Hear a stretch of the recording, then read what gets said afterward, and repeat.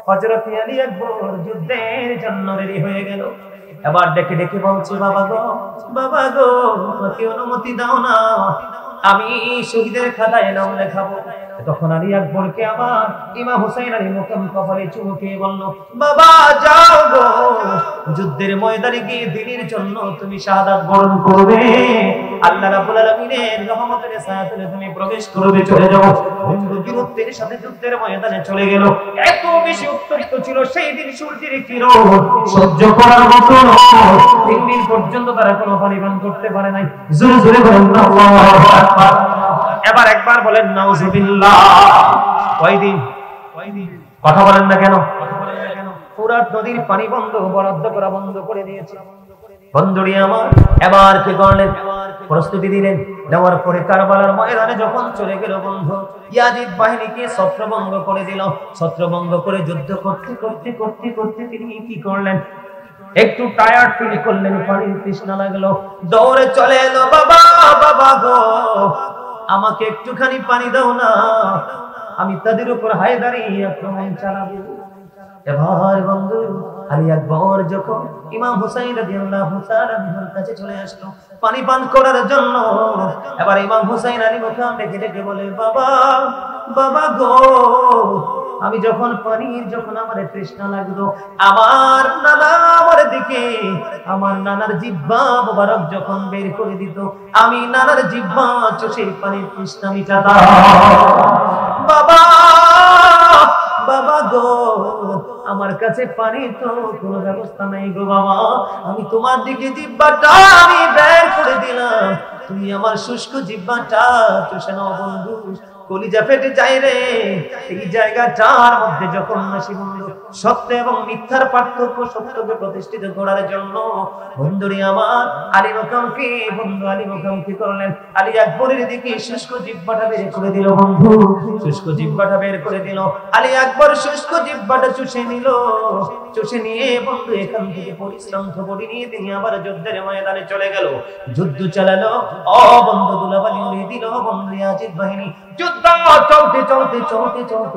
চলতে বন্ধু এমন একটা পরিস্থিতি হলো রে, ইয়াজিদ বাহিনী তীর বন্ধু নিক্ষেপ করলো, আরে তীর এসে বন্ধু বুকের মধ্যে বিদ্ধে দেরি, বাবা গো আমাকে সাহায্য করো। দৌড়ে চলে গেলেন ইমাম হুসাইন রাদিয়াল্লাহু তাআলা আনহু আলী আকবরকে সাহায্য করার জন্য। বন্ধুরি আমার যে জায়গার মধ্যে বন্ধু তীর নিক্ষেপ হলো, তীর বিদ্ধ হলো, তীরটা টান দিয়ে যখন বের করলো, বন্ধু রক্তের বন্যা বয়ে গেল। আর সেই জায়গাটার মধ্যে হযরত হুসাইন রাদিয়াল্লাহু তাআলা আনহু চুমু খায়। জোরে সুবহানাল্লাহ। তাৎক্ষণিকভাবে বন্ধু আলী আকবর শাহাদাত বরণ করলো। বন্ধু তখন ইমাম হুসাইন রাদিয়াল্লাহু তাআলা আনহুর বয়স ছিল 56 বছর 5 মাস 5 দিন।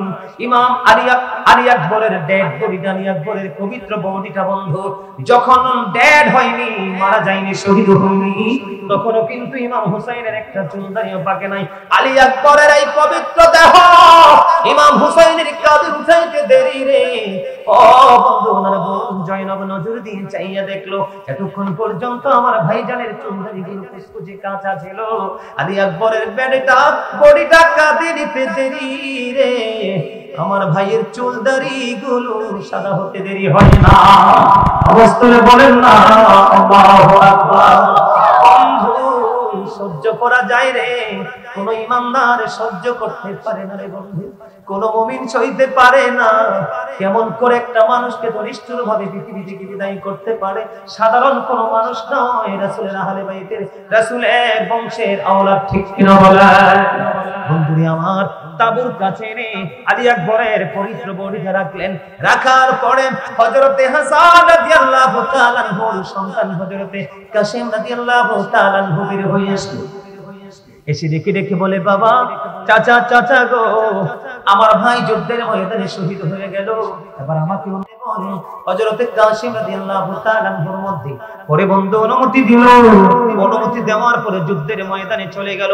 শহীদের সময় খুবই সন্নিকটে, বন্ধু সন্নিকটে যখন চলে গেল, এবার একটা ডাক দিলেন। এবার হুসাইন দৌড়ে চলে গেলেন, যাওয়ার পরে বললেন, বাবা গো, আমি দুর্বল হয়ে পড়েছি, আমি তো তোমাকে সাহায্য করতে পারলাম না।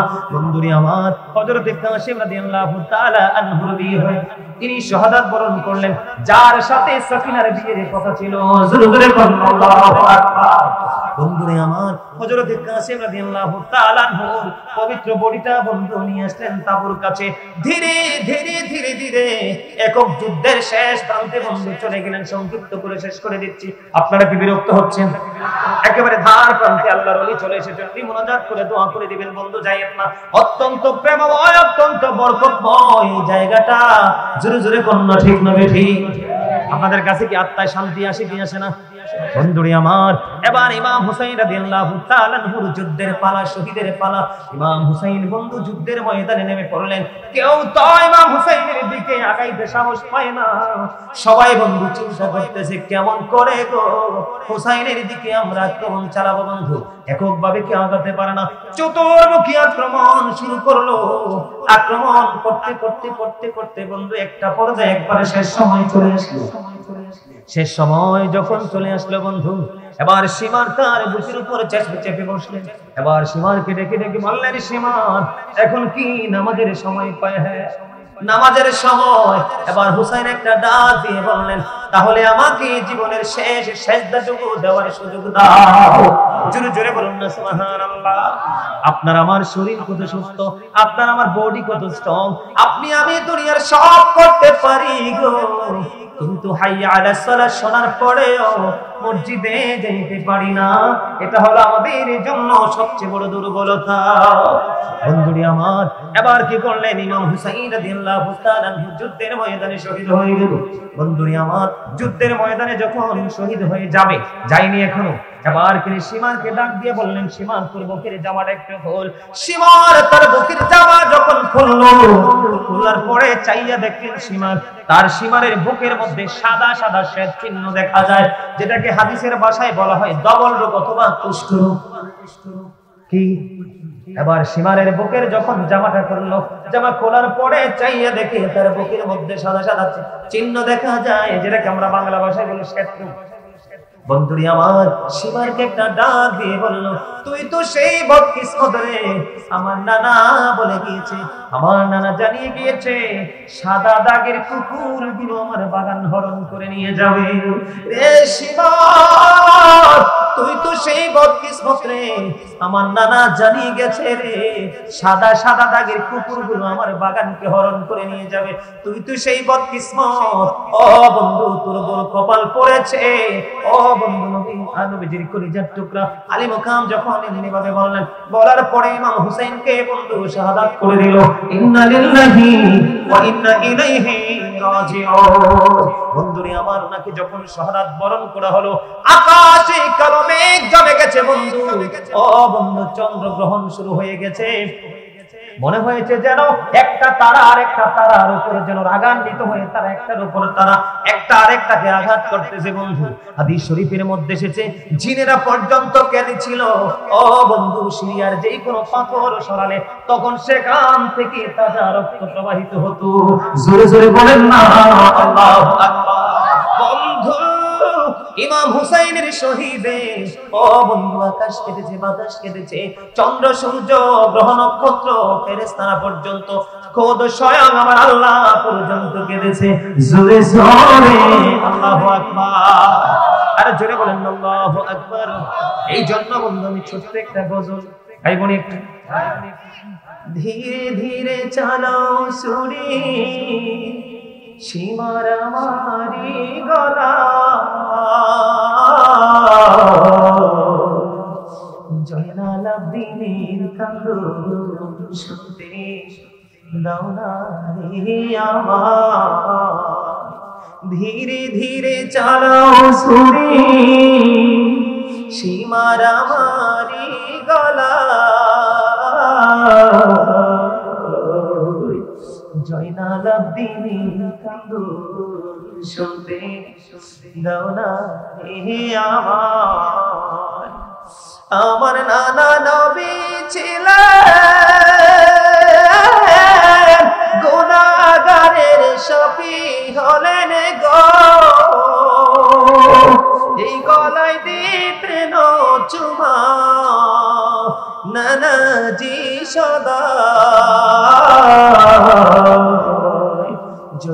রাত দিনের কান্দন শুনতে জানো না আমায়। 63 হিজরিতে মসজিদে নববীর মধ্যে বন্ধু আযান দিতে দেয়নি, নামাজ পড়তে দেয়নি। ওই পবিত্র মসজিদ যেটার মধ্যে তারা ঘোড়া বেঁধেছিল, আযান দিতে দেয়নি, ইকামত দিতে দেয়নি, নামাজ পড়তে দেয়নি। বন্ধু মদিনাতুল মুনাওয়ারায় পবিত্র মসজিদ মসজিদে নববী, বন্ধু মসজিদে নববীর মধ্যে ঢুকলে মনে হয় দুনিয়ায় যেন জান্নাতে প্রবেশ করেছি। বন্ধু আমি যখন দুই চোখে দেখেছি পরে পাগল হয়ে গেছি। আরে সত্যি কি আমি নবীজির কদমে চলে এসেছি? জোরে জোরে বলুন না সুবহানাল্লাহ। আমার দিকে তাকা বন্ধু, আমি যে বলছি ইয়াজিদ ইজ ক্যারেক্টারলেস। ইয়াজিদ হলো চরিত্রহীন। মদিনার 1000-এরও বেশি মহিলা অবৈধ সন্তান প্রসব করেছে শুধু ইয়াজিদ বাহিনীর তাণ্ডবে শিকার হয়ে। জোরে জোরে বলুন আলহামদুলিল্লাহ। কত হাজার? 1000 কম পক্ষে 1000 নারী ইয়াজিদ বাহিনীর তাণ্ডবের শিকার হয়ে বন্ধু অবৈধ সন্তান প্রসব করেছে। বন্ধু এতটাই নষ্ট চরিত্রের ছিল ইয়াজিদ এবং তার দল। বন্ধু আপনারা জানেন না মদিনায় প্রায় 700-এরও বেশি সাহাবীকে তারা নির্মমভাবে বন্ধু হত্যা করে ফেলেছে।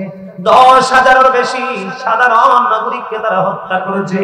বন্ধু ত্রাসের রাজত্ব, মদ বলেন, জুয়া বলেন, নেশা বলেন, সকল ধরনের নোংরা কাজ এই 3 দিন দ্বারা বৈধ বলে ঘোষণা দিয়েছে। জোরে জোরে নাউজুবিল্লাহ। আপনারা বলেন আপনারা কি নোংরা কাজকে সাপোর্ট দিবেন?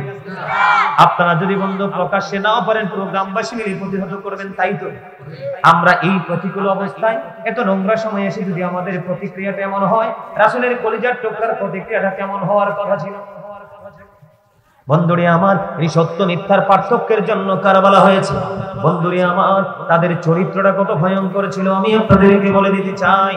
বন্ধুরে আমার ইয়াজিদ যখন ক্ষমতায় বসলেন তখন মদিনার গভর্নর ছিলেন মারওয়ান ইবনে হাকাম। তখন ওই বন্ধু ইয়াজিদ কর্তৃক তার কাছে চিঠি পাঠানো হলো যে ইমাম হুসাইনকে জলদি করে প্রেসার ক্রিয়েট করো যেন ইয়াজিদের হাতে বায়াত গ্রহণ করে। নাউজুবিল্লাহ বলে। বন্ধুরে আমার অনেক লম্বা ঘটনা। যখন ইমাম হুসাইনের কাছে বন্ধু পয়গাম চলে গেল বায়াত গ্রহণ করতে হবে, মিটিং এর জন্য ডেকেছেন বন্ধু। সেখানে মারওয়ান ইবনে হাকাম, ওয়ালিদ ইবনে উকবা পর্যন্ত উপস্থিত ছিলেন। বন্ধুরে আমার ইমাম হুসাইন সিদ্ধান্ত করলেন আমার সাথে একটা যুবকের টিম আমি সঙ্গে নিয়ে যাব। তোমরা যুবকরা বাইরে থাকবে, আমি ভিতরে প্রবেশ করব। ভিতরে প্রবেশ করার পরে ইমাম হুসাইন আসলেন। আসার পরে ভিতরে প্রবেশ করলেন। ওনাকে প্রেসার ক্রিয়েট করা হলো।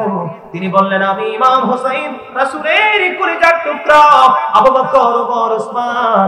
তাদের সময়তে এই আইন প্রচলিত ছিল না যে বাবার পরে সন্তানকে খলিফা বানাতে হবে। তাদের কাছে আইনটা প্রয়োগ ছিল না। আমি যদি তোমাদের কাছে বায়াত গ্রহণ করতে হয়, আমি কেন চুপে চুপে তোমার কাছে বায়াত গ্রহণ করব? ইয়াজিরাতে বায়াত গ্রহণ করব। ঢাক ঢোল পিটিয়ে সবাইকে জানাও।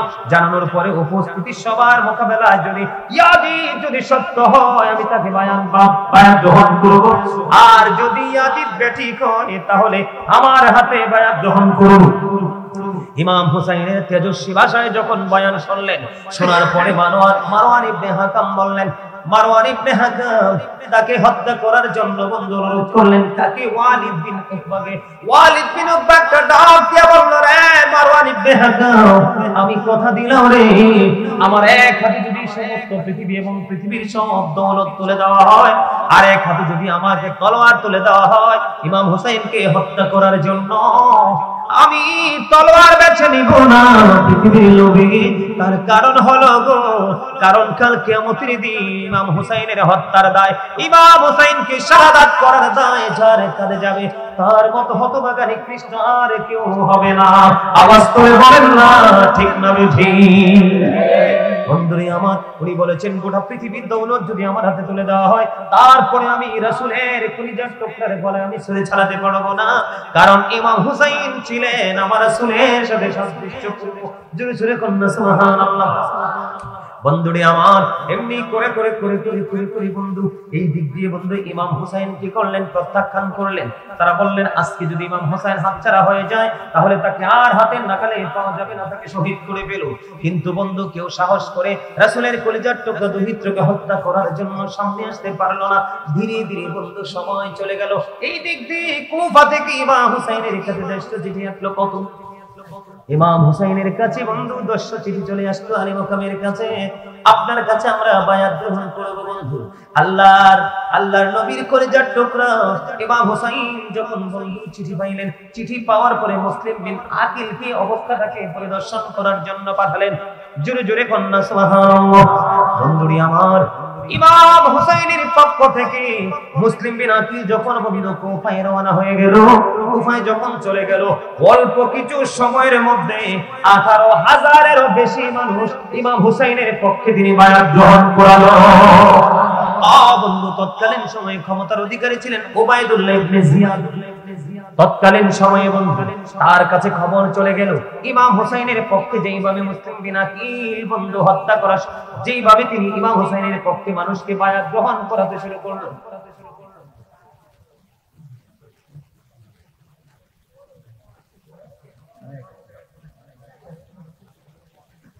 আমি একটু সময়ের মধ্যে শেষ করে দিচ্ছি, নাইলে আমার নিজের কাছে খারাপ লাগবে, আপনাদের কাছেও খারাপ লাগবে।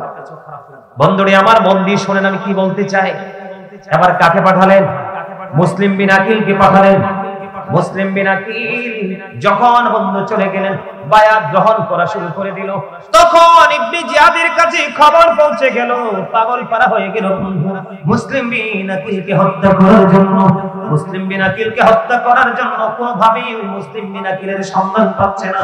মুসলিম বিন আকিলের সন্ধান যখন পাচ্ছে না, মুসলিম বিন উজ্জা একজন ব্যক্তি ইবনে জিয়াদের বন্ধু, প্রিয় মানুষ, ওনাকে 3000 দিরহাম দিলেন। কত?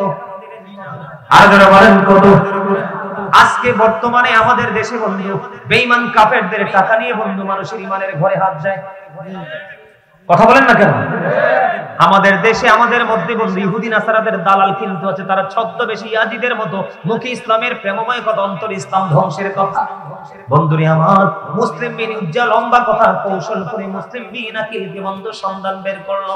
সন্ধান বের করার পরে ও বন্ধু এখানে একটা মজার খবর হলো, সবচেয়ে বেশি আফসোসের জায়গা হলো বন্ধু যখন মুসলিম বিন আকিল দেখতে পাইলেন ধীরে ধীরে মানুষ ইমাম হুসাইনের দিকে দাবিত হচ্ছে, বায়াত গ্রহণ করছে, তখন ইমাম হুসাইনকে কুফার দিকে আসার জন্য মুসলিম বিন আকিল খবর পাঠালেন।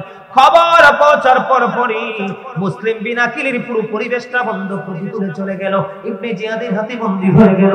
তখন ইবনে জিয়াদের ছাদের উপর নিয়ে বন্ধু মুসলিম বিন আকিল ইমাম হুসাইনের পক্ষের দুধ যিনি গো, ওনাকে নির্মমভাবে বন্ধু হত্যা করে দেহ থেকে মাথাটা আলাদা করে বন্ধু ছাদের নিচে চোখ ফেলে দিয়েছে। জোরে জোরে বলুন নাউজুবিল্লাহ।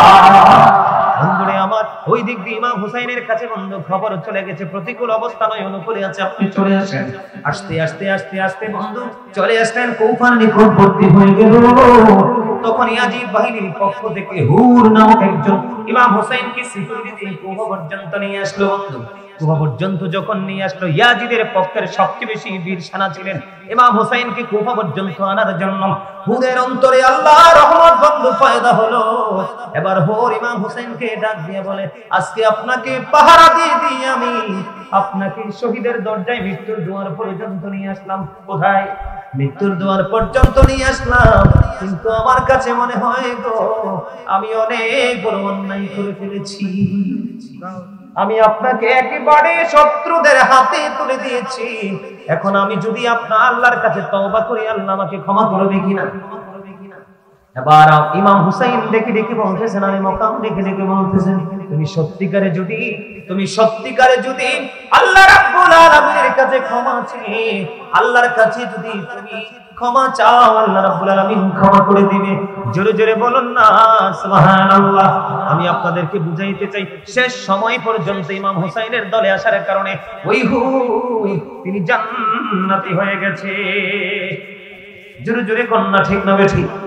আমার কথাটা মন দিয়ে শোনেন বন্ধু, আবারও বলছি, এটা ইমানটা চাঙ্গা হবে। এবার তিনি কি করলেন?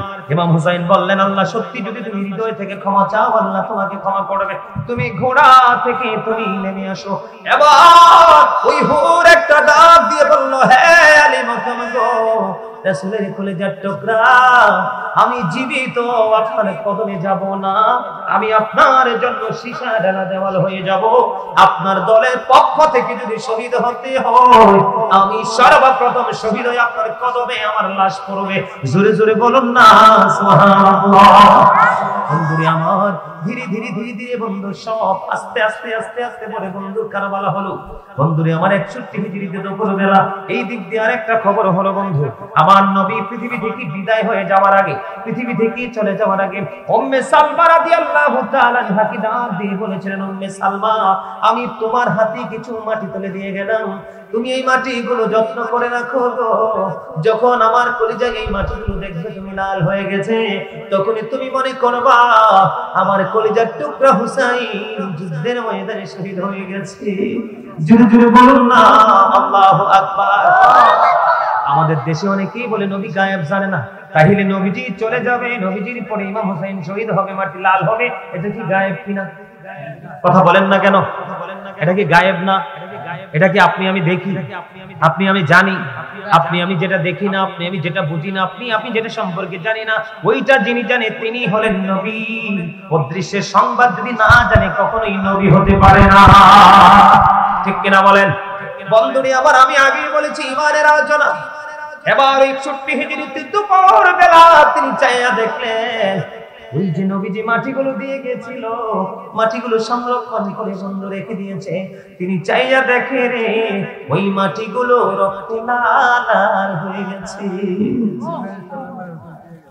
দুপুর বেলা বন্ধু উম্মে সালমা রাদিয়াল্লাহু তাআলা আনহা থেকে বর্ণিত, তিনি বললেন সালামা রাদিয়াল্লাহু তাআলা আনহা দুপুর বেলা তিনি দেখতেন দুলাবালিতে দোসর নবীজি, তিনি তন্দার মধ্যে দেখলেন দুলাবালিতে দোসর নবীজির হাত মোবারকে একটা বোতল রক্ত। তিনি বললেন, আমি প্রশ্ন করলাম নবী গো, আপনার এই অবস্থা কেন গো? এবার আমার নবী ডাক দিয়ে বলল, আমি কারবালার ময়দান থেকে এসেছি, আপনার হাতে শিশি ভর্তি রক্ত কেন গো? আমার নবী বলেছে, আমার কলিজার টুকরা শাহাদাত বরণ করেছে, সমস্ত শহীদের রক্তগুলো আমি বোতলের মধ্যে ঢুকিয়েছি। এবার আপনারা প্রশ্ন করতে পারেন, বলে হুজুর এতগুলো রক্ত একটা শিশির মধ্যে বোতলের মধ্যে ঢুকাবে কেমন করে? এটা কেমন করে সম্ভব? এটাই হলো নবীদের মুজিজা। এটা কি 1400 সাহাবীর গোসলের পানি, 1500 সাহাবীর খাবার একটা পাত্রের মধ্যে ঢুকানো, এটাই হলো নবীদের মুজিজা। আমি একটু আগে জিকিরের মধ্যে বলেছি, মুরব্বিরা তারা ভালো করে জানে, আমি জিকিরের মধ্যে শুরুতে বলেছিলাম হযরতে শাহজালাল হযরত ইয়ামুনি সুরমা নদী পার হয়ে গেছে যায় নামাজ বিছায়া। জানেন কি জানেন না? আর জোরে বলে দাদা ভাই, আপনারা জানেন কি জানেন না? এখন আপনি আমি যখন যায় নামাজে উঠবো, পানির উপরে ডুববো না ভেসে যাবো? ডুবে মারা যাব। আর আল্লাহর ওলি জায়নামাজ বিছিয়ে বন্ধু জায়নামাজে দাঁড়িয়েছে, ওই জায়নামাজ বন্ধু সুরমা নদীর পার থেকে ওপারে কোন থেকে উপরে নিয়ে গেছে। এটা হলো আল্লাহর ওলিদের কারামাত। এগুলো কি যিনি বিশ্বাস করবে, যারা বিশ্বাস করবে তারাই হলো ইমানদার, যারা বিশ্বাস করবে না তাদের ইমান গলত, মৃত্যুর আগে ইমান হারা হয়ে বন্ধু চলে যাবে। বন্ধুরে আমার, এদিক দিয়ে দুপুর বেলা হয়ে গেল, ইমাম হোসেন যুদ্ধের জন্য বন্ধু প্রস্তুতি নিল। এদিক দিয়ে ইয়াজিদ বাহিনী কিন্তু ইমাম হোসেনের পিছনে নামাজও পড়েছে, পানির পিপাসা লেগেছে তাদের জন্য। ইমাম হোসেনের সাথে যে পানি ছিল, পানি পর্যন্ত পান করিয়েছে। কিন্তু যেই নবীর কারণে, যেই নবীর উসিলায় পৃথিবী হলো, আপনি আমি হলাম, 18,000 মাখলুকাত হলো, 80,000 আলম হলো, পশু পাখি বন্ধু সব কিছুর জন্য ফুরাত নদীর পানি বরাদ্দ, কিন্তু রাসূলের কলিজার টুকরার জন্য পানি বরাদ্দ নয়। বন্ধু এদিক দিয়ে তাদের জন্য ফুরাত নদীর পানি বরাদ্দ বন্ধ করে দিল। অন্যদিকে শত্রুদেরকে উনার কাছ থেকে পানির পিপাসা লাগার কারণে পানি পান করালো। জোরে জোরে সুবহানাল্লাহ। এই জায়গাটাতে একটু শিক্ষা আছে, বুঝতেছেন নি আপনারা? যারা তাদেরকে ঘেরাও করে রেখেছে হত্যা করার জন্য, শহীদ করার জন্য, বন্ধু দাওয়াত দিয়ে এনে তাকে একবারে শত্রুদের মাঝখানে ঢুকিয়ে দিয়েছে, শহীদ হয়ে যাবে, তিনি শহীদ হয়ে যাবে। জানার পরেও যারা তাদের জন্য ফুরাত নদীর পানি বন্ধ করে দিয়েছে, পশু পাখি বন্ধু বেঈমান কাফেররা ভক্ষণ করে, যিনি জান্নাতের সরদার হবে, লিডার হবে, ওনার জন্য, ওনার সঙ্গীদের জন্য ফুরাত নদীর পানি বন্ধ করে দিয়েছে। তারপরেও ইয়াজিদ বাহিনী যখন পানির পিপাসা লাগলো, উনি ওনার কাছ থেকে তাদেরকে পানি পান করিয়েছে। এটার নামই হলো মানবতা। জোরে জোরে কন্যা সুবহানাল্লাহ। শত্রুদেরকে খাইয়েছে, ঠিক কিনা বলেন? এটা হলো আমাদের জন্য বন্ধু শিক্ষা। একে একে একে একে বন্ধু একক যুদ্ধ শুরু হয়ে যাবে। একক যুদ্ধের প্রস্তুতি নেওয়া হলো। একক যুদ্ধের প্রস্তুতি সর্বপ্রথম বন্ধু তাদের মধ্য থেকে হুসাইনের পক্ষ থেকে